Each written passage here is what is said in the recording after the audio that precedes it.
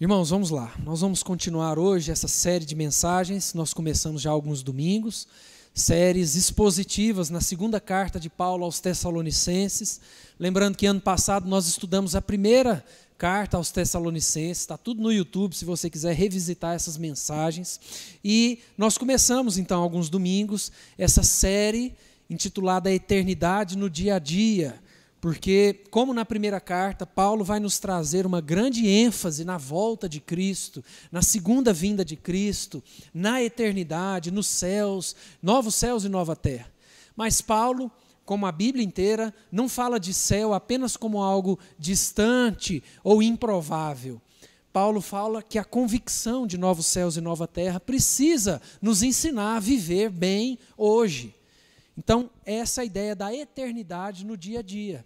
A convicção de novos céus e nova terra precisa moldar o nosso coração para a gente saber como viver para agradar a Deus hoje, tá bom? Nós vamos meditar hoje no capítulo 2, do verso 1 ao verso 6. Eu quero convidar você a abrir a sua Bíblia ou ligar a sua Bíblia, ou acompanhar aqui também, 2 Tessalonicenses, capítulo 2, do verso 1 ao verso 6. Esse texto diz assim: Irmãos, no que diz respeito à vinda de nosso Senhor Jesus Cristo e à nossa reunião com Ele, nós vos exortamos a que não vos demovais da vossa mente com facilidade, nem vos perturbeis, quer por espírito, quer por palavra, quer por epístola, como se procedesse de nós, supondo que tenha chegado o dia do Senhor. Ninguém de modo nenhum vos engane, porque isto não acontecerá sem que primeiro venha a apostasia e seja revelado o homem da iniquidade, o filho da perdição, o qual se opõe e se levanta contra tudo o que se chama Deus ou é objeto de culto, a ponto de assentar-se no santuário de Deus, ostentando-se como se fosse o próprio Deus. Não vos recordais de que ainda convosco eu costumava dizer-vos estas coisas? E agora, sabeis o que o detém, para que ele seja revelado somente em ocasião própria. Nós temos conversado sobre o contato de Paulo com essa cidade em Tessalônica. Isso está registrado por Lucas em Atos 17. Está dentro da segunda viagem missionária de Paulo. Então Paulo com seus companheiros, Silas, Timóteo, Lucas, passam por Tessalônica, e o texto mostra que o processo de evangelização em Tessalônica foi muito impactante. Nós vemos Lucas registrando lá em Atos 17 a conversão de alguns judeus, a conversão de homens, a conversão de mulheres da alta sociedade. Então nós vemos também uma grande revolta da liderança judaica, quando veem a pregação do evangelho ganhando força ali em Tessalônica, o que fez com que esse povo perseguisse de maneira dura Paulo e seus companheiros, e eles tivessem então que fugir de Tessalônica, que sair dali. Os estudiosos vão dizer que a primeira e a segunda carta foram escritas num curto intervalo de tempo. Nós precisamos lembrar que o contexto aqui é um contexto de perseguição. Paulo está lidando e escrevendo para uma igreja que ele plantou, que ele conhecia, para uma cidade que ele já tinha visitado, e essa é a segunda carta que ele escreve para esse povo, um povo que enfrentava perseguição. Uma igreja que enfrentava sérios desafios para continuar de pé, para continuar existindo, e é por isso que Paulo enfatiza tanto a convicção da eternidade, a convicção da volta de Cristo, a convicção de que tudo que nós vivemos aqui nesse mundo é temporário e o nosso coração precisa estar apegado em novos céus e nova terra. É por isso que hoje eu gostaria que nós conversássemos sobre um coração convicto na volta de Cristo. Um coração convicto na volta de Cristo.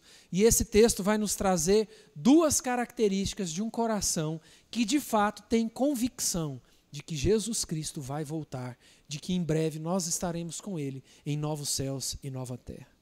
A primeira característica de um coração convicto na volta de Cristo é que ele conhece as verdades da palavra de Deus. Conhece as verdades da palavra de Deus. Olha o que diz os versículos 1 e 2. Acompanhe aí comigo, versos 1 e 2. Irmãos, no que diz respeito à vinda de nosso Senhor Jesus Cristo e à nossa reunião com Ele, nós vos exortamos a que não vos demovais da vossa mente com facilidade, nem vos perturbeis, quer por espírito, quer por palavra, quer por epístola, como se procedesse de nós, supondo que tenha chegado o dia do Senhor. O que Paulo vai tentar fazer aqui é tranquilizar a igreja, relembrando a igreja de alguns princípios que essa igreja já sabia. Paulo vai enfatizar isso mais de uma vez, que ele vai falar sobre coisas que ele já ensinou para esse povo, já escreveu na primeira carta, já falou com eles presencialmente. Paulo já havia ensinado essa igreja sobre aspectos da volta de Cristo. Não só na primeira carta, como nós já estudamos, mas também em momentos que ele mesmo esteve lá com essa igreja. Mas o que parece, diante do contexto, é que mesmo assim, essa igreja estava sendo influenciada por doutrinas e ensinamentos errados. Ao que a gente vê aqui, até por falsas cartas de Paulo chegando até eles, com ensinamentos mentirosos e errados a respeito da volta de Cristo. É por isso que Paulo fala, olha, eu preciso que vocês tenham um coração firme nas verdades que vocês já aprenderam de mim. E de nós, como os missionários, como os que ensinaram vocês, discipulam vocês. Mesmo que chegue até vocês uma carta como se fosse nossa, com alguns ensinamentos errados, não deem ouvidos para isso. Paulo vai aqui exortar a igreja a se apegar nas verdades do Evangelho e não se deixar levar por qualquer opinião ou qualquer argumento diferente. O termo usado por Paulo aqui no versículo 1, quando ele diz a vinda do nosso Senhor Jesus Cristo, é um termo grego muito conhecido nas cartas, que era o termo parousia, falando justamente do encontro histórico, da reunião histórica entre Cristo e o seu povo, entre Jesus e a sua igreja, no fim dos tempos, no início de novos céus e nova terra. Ao que parece, existia aqui uma conversa no meio da igreja, como se essa segunda vinda de Jesus já tivesse acontecido, como se esse dia do Senhor, como a Bíblia traz em várias partes, já tivesse acontecido, como se essa igreja já estivesse vivendo o dia do Senhor. Paulo quer tranquilizar essa igreja, relembrando esses irmãos, os ensinamentos da palavra, os ensinamentos que eles já tinham ouvido e lido através de Paulo, Silas e Timóteo. É por isso que no verso 2, nós vemos essas expressões que Paulo usa, quando ele fala, não vos demovais da vossa mente com facilidade, ou em outras versões mais simples, tem não se deixem abalar, nem alarmar tão facilmente, não sejam influenciados tão facilmente por ensinamentos que vocês sabem que não são verdadeiros. E é muito interessante que o verbo usado por Paulo aqui, onde nós temos demovais, ou em algumas outras versões, abalar, era o mesmo verbo usado para falar de um navio à deriva, de um navio no mar sendo tocado pelo vento, um navio que não tinha força própria ou direção própria. Paulo está falando de gente que mesmo ouvindo a palavra de Deus constantemente, continua sendo levada por qualquer tipo de mensagem, por qualquer opinião, por qualquer vento de doutrina, como a gente lê em outras partes da Bíblia. Paulo continua usando algumas expressões no verso 2, por exemplo, quando ele diz, não vos perturbeis, quer por espírito, quer por palavra, quer por epístola, como se procedesse de nós, supondo que tenha chegado o dia do Senhor. A igreja não precisava se alarmar, a igreja não precisava se abalar, se preocupar ou se assustar com as palavras e os ensinamentos que estavam sendo semeados no meio dela, que eram contrários ao Evangelho. Os estudiosos vão nos mostrar que essa igreja estava de fato abalada pelo contato com essas falsas. Quando Timóteo volta de Tessalônica, antes de Paulo escrever essa carta, é provável que Timóteo tenha relatado isso para Paulo. Olha, o povo está perdido lá. O povo se perdeu nos ensinamentos que a gente deixou para eles, tem ensinamentos sendo semeados errados no meio da igreja, o povo está preocupado, algumas pessoas estão adoecendo, estão ansiosas, porque tem gente falando que Jesus já voltou, e eles ficaram, e pessoas que já morreram e tudo mais. Paulo usa esse primeiro momento do capítulo 2 para acalmar a igreja e para falar: não sejam como um navio à deriva. Tenham convicção no que vocês já aprenderam de mim. Tenham convicção nas verdades da palavra de Deus. Um coração convicto na volta de Cristo conhece as verdades da palavra. É por isso que Paulo exorta essa igreja a permanecerem firmes, mesmo que eles recebessem uma carta falsamente escrita por eles com ensinamentos diferentes. E tudo isso fala muito sobre o nosso contexto evangélico brasileiro, que é um contexto que é levado de um lado para o outro.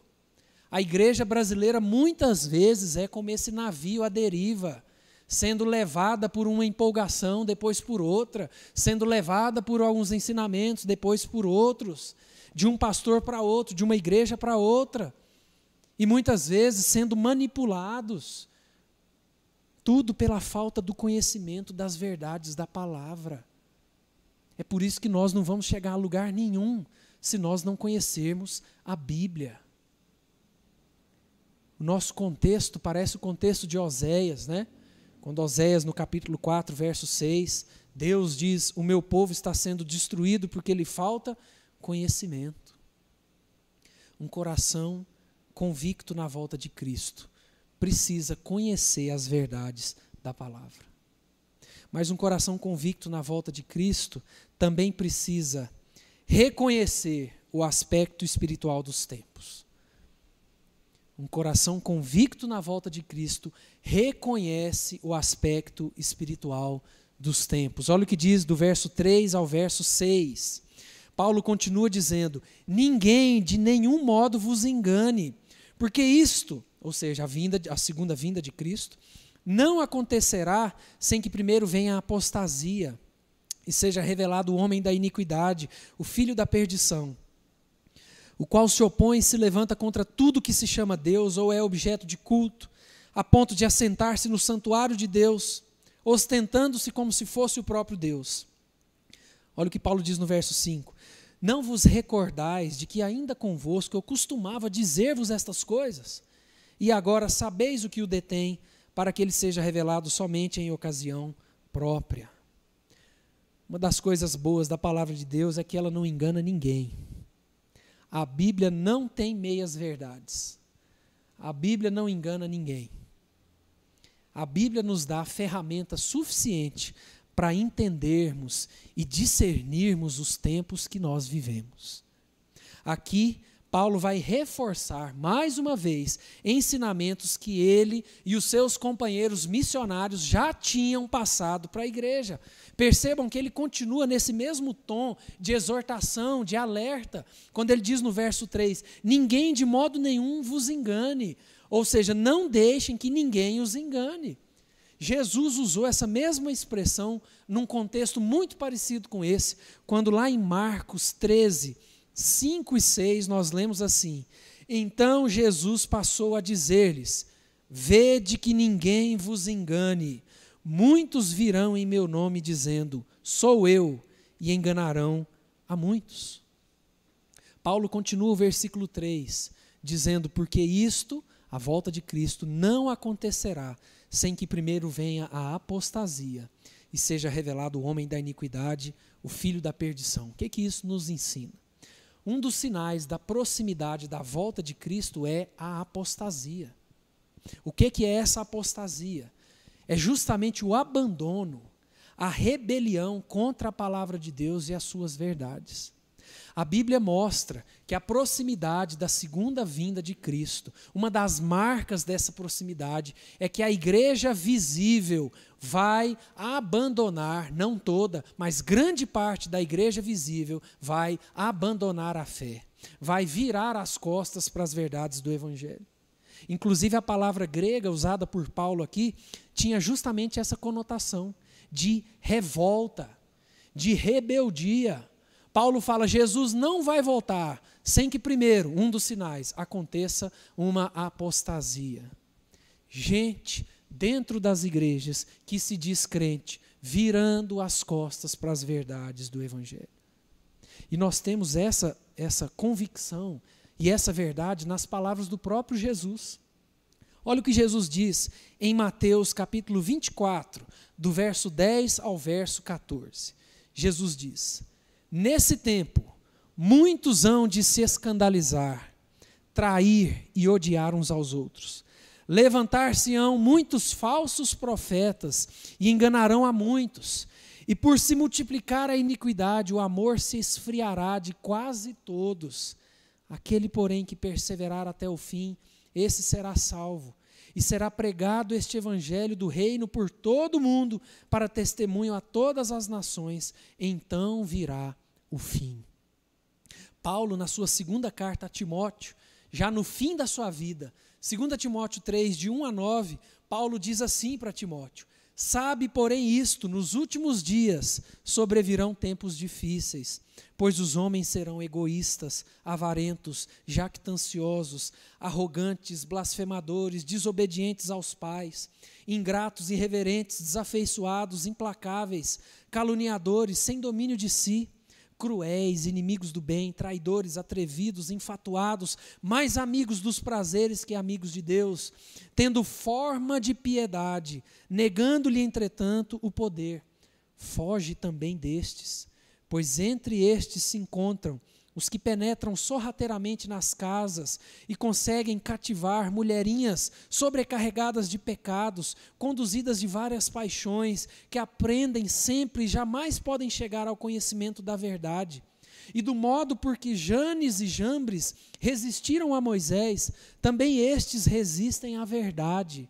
São homens de todo corrompidos na mente, réprobos quanto à fé.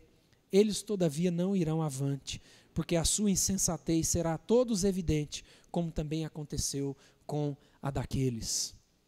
Nós poderíamos ainda pegar outros textos bíblicos que nos mostram o que Paulo diz aqui, que a volta de Cristo vem depois de um tempo de apostasia, um tempo onde parte da igreja visível vai abandonar a fé.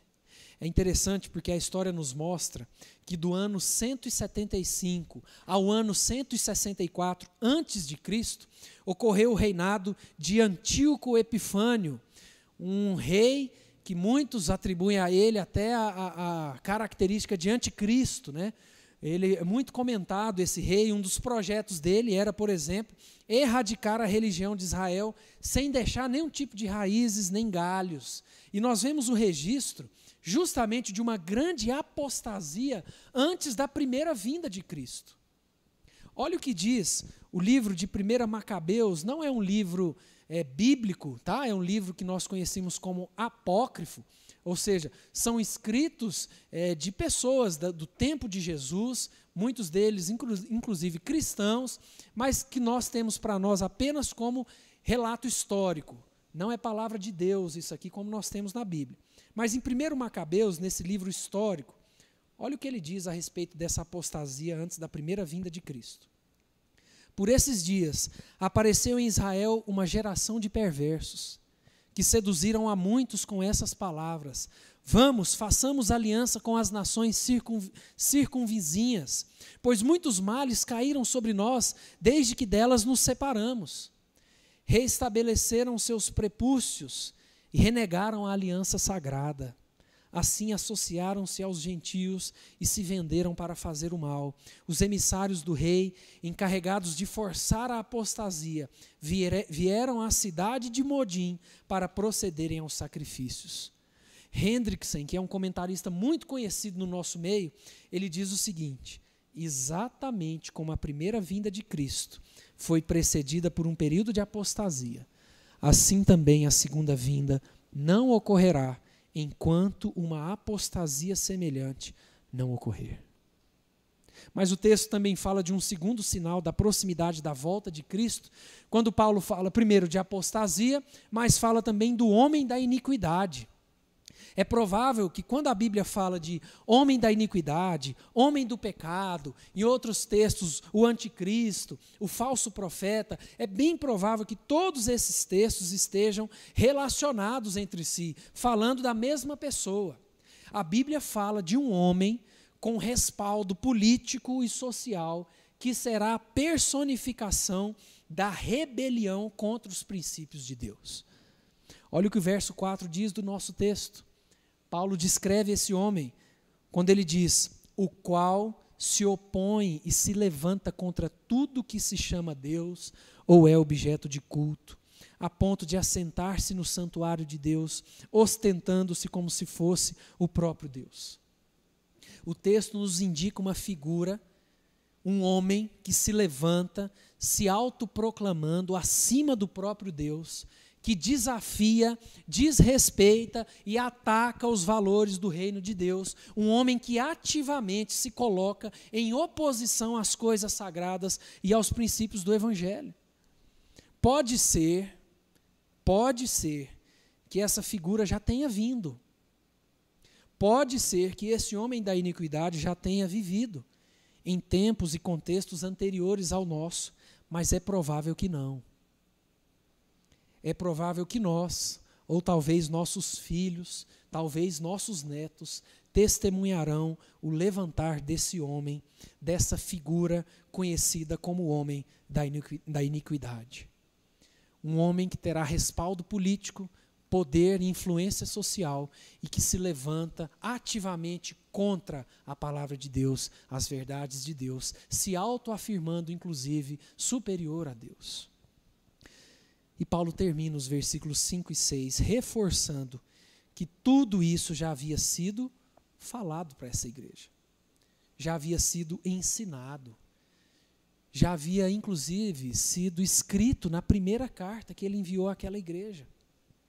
Irmãos, um coração convicto na volta de Cristo precisa reconhecer o aspecto espiritual dos tempos. Para a gente concluir tudo isso, eu queria que essas duas características ficassem aí gravadas no nosso coração e na nossa mente. Nós precisamos ter um coração convicto na volta de Cristo.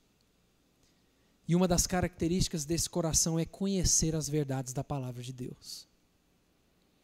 Deus nos deixou a sua palavra revelada para que possamos viver com convicção, com segurança, com tranquilidade no Senhor. É para isso que serve a Bíblia, para ser o nosso manual, que nos orienta. Nós não podemos ficar, como Paulo diz aqui, como navios à deriva. Tem muita gente dentro da igreja que acessa vídeos ali no Facebook, no YouTube, de pastores ou líderes falando cada coisa absurda. E a pessoa compartilha aquilo. E eu vejo aquilo e falo, não tem lógica. Mas não tem condições de uma pessoa que está na igreja há 20 anos postar isso aqui, acreditar nisso aqui, não ter o senso crítico para ouvir essas palavras, mas muitas vezes porque não conhece a palavra de Deus. É por isso que muitas vezes no nosso contexto, nossas igrejas são mais guiadas pelo contexto e pela cultura brasileira do que pela Bíblia. É por isso que a gente passa anos e anos discutindo se isso ou isso é pecado. E fica anos e anos apegado a certas tradições e certos ranços que a palavra de Deus não diz. Tem muita gente dentro da igreja sendo levada por todo tipo de invenção, todo tipo de falácia, todo tipo de notícia. Certa vez eu ouvi uma coisa que eu concordo. Eu não sei de quem, mas essa pessoa disse que a internet deu voz para quem não tinha voz. E isso não foi tão bom. Porque tem muita gente que não tem nada para dizer e nada para acrescentar. E diz coisa errada. E a internet dá voz para esse tipo de gente. Um coração convicto na volta de Cristo conhece as verdades da palavra. Eu sei que tem muita coisa a respeito da volta de Cristo que nem a palavra deixa 100% claro. Inclusive, se você for estudar a escatologia, né, que é a doutrina do fim dos tempos, você tem dentro da teologia reformada várias posições a respeito do fim dos tempos, do milênio, mas as grandes verdades, As principais verdades estão reveladas na palavra de Deus. Um coração convicto na volta de Cristo conhece as verdades da palavra de Deus e, em segundo lugar, reconhece o aspecto espiritual dos tempos. Quanta gente no nosso meio está desesperada nesses dias, perdendo a saúde por ver os pilares da sua vida desmoronando, mas o fato é que a Bíblia nos revela exatamente o que está acontecendo, por que está acontecendo. Nós precisamos reconhecer o aspecto espiritual dos tempos. Deus está no controle de tudo. Tem um livro muito interessante para você ler, do pastor Samuel Vieira, de Anápolis, que diz Tudo Sob Controle. É o título do livro. É um livro todos de comentários sobre Apocalipse. E o resumo do livro é justamente o título do livro. Está tudo sob controle. Mas se o nosso coração ficar apegado à política, ou à ciência, ou aos governantes, nós vamos perder a cabeça. Nós precisamos reconhecer o aspecto espiritual dos tempos. A Bíblia nos revela que a proximidade da volta de Cristo é isso aí mesmo. É tribulação, é apostasia, é violência, é maldade, é ausência de amor, é tudo que nós estamos vivendo e vendo. Nós precisamos reconhecer o aspecto espiritual do tempo que nós vivemos, porque Jesus está voltando. Amém? Eu quero deixar uma só lição para nós, para a nossa semana, e essa lição é meditar e orar nesse texto todos os dias dessa semana. Então eu quero convidar você a fazer esse compromisso com Deus, de todo dia, pelo menos 15 minutos, voltar nesse texto, 2 Tessalonicenses 2, de 1 a 6, meditar nessas palavras de novo e orar por isso. Todos os dias nessa semana, nós vamos investir pelo menos 15 minutos de leitura e oração nesse texto. Nós vamos meditar nesse texto e nós vamos orar. Deus, me ajuda a conhecer as verdades da Tua palavra. Deus, me ajuda a reconhecer o aspecto espiritual dos tempos que nós estamos vivendo. Deus, me ajuda a desejar a volta do Senhor, novos céus e nova terra. Então esse é o nosso desafio e a nossa lição para essa semana. Se você durante a semana, no seu momento, estiver aí lendo esse texto, tirar o seu momento de oração, quiser compartilhar isso nas redes sociais, compartilhe o texto nas redes sociais, compartilhe algo que às vezes Deus falou ao seu coração através desse momento, marque lá um Instagram da igreja, compartilhe com grupos de WhatsApp da sua família, mas esse é o desafio nosso para essa semana. Ler esse texto, meditar nesse texto todos os dias e orar por pelo menos 15 minutos. Vamos orar por isso? Baixe sua cabeça, feche seus olhos. Vamos orar mais uma vez. Deus, muito obrigado pela Tua palavra, pelas verdades nela.